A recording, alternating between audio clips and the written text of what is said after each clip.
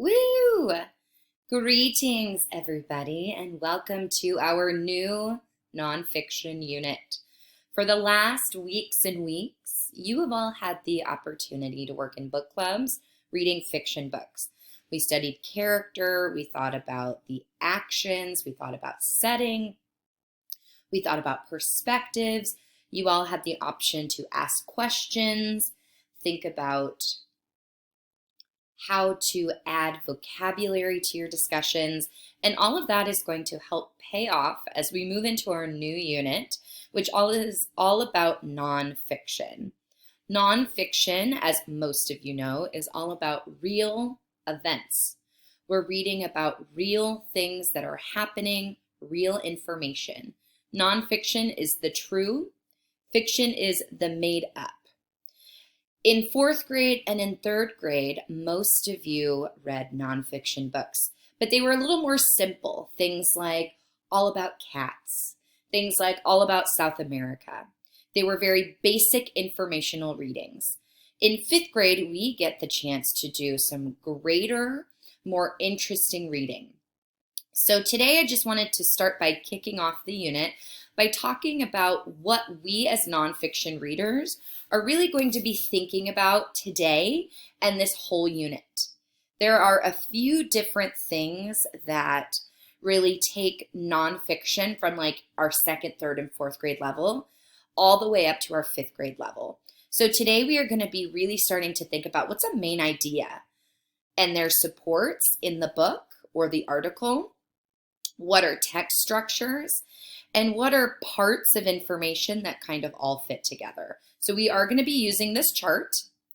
I also wanted to show you, we are going to be today using this nonfiction article titled Lessons in the Deep, level 5, since we're fifth grade. And then we are also going to be using, where is it?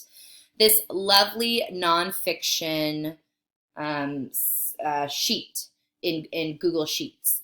And what I wanted to do is recopy the chart and then recopy what it is kind of we're looking for.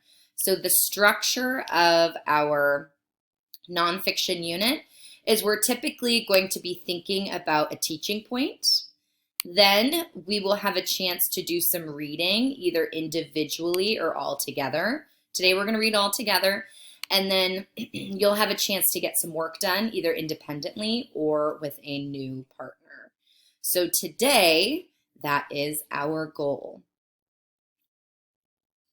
So in order to get started, why don't we head back to our chart, make it bigger, and just kind of talk about what nonfiction readers know it pays to think about. So in our nonfiction books, whether they are about social studies nonfiction, science nonfiction, or just about a person, there are three things that as readers we are going to be paying extra close attention to because they're important and they teach us things.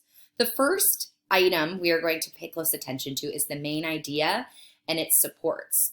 The main idea is what the text is trying to teach us, and the supports are the little examples and the little piece of supporting information. So for example, a book could be all about cats being the best animal, and the supports are different pieces of information that are also kind of giving us clues to know that cats are really interesting, cool animals. So main ideas and supports. We will be focusing on this our entire unit. Text structure, this is a big one, and I know a lot of you focused on this in fourth grade. Chronological order means number order. First this happened, then this happened. First Lola woke up, then Lola ate breakfast, then Lola wanted to play. Chronological is in time order, number order.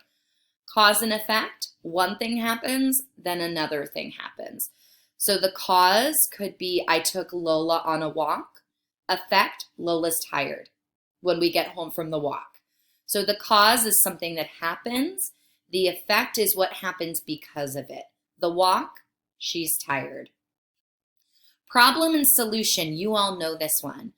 Lola has an empty bowl, that's the problem. Solution, Miss LeMay feeds her, fills up her bowl with food. Problem could be something like, your friend is, telling kind of like secrets or pieces of information behind your back. Solution is you talk to your friend. Problem and solution can be in books, in movies, and also in real life. And then compare and contrast. We know this. Compare when things are similar. Contrast is when things are apart. So compare could be how I compare all of the animals I've ever owned. So compare, they're all dogs. I've had Lola and Griffin and Linus and Hershey and Chip.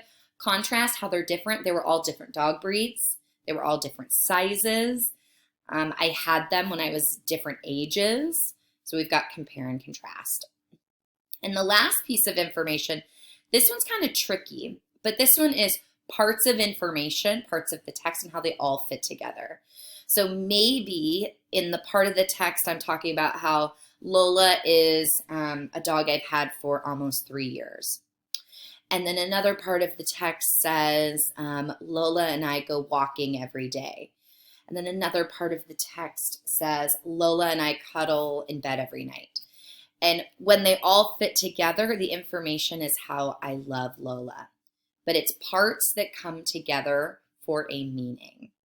So these are the 3 things we are going to be looking for today in our article titled Lessons in the Deep.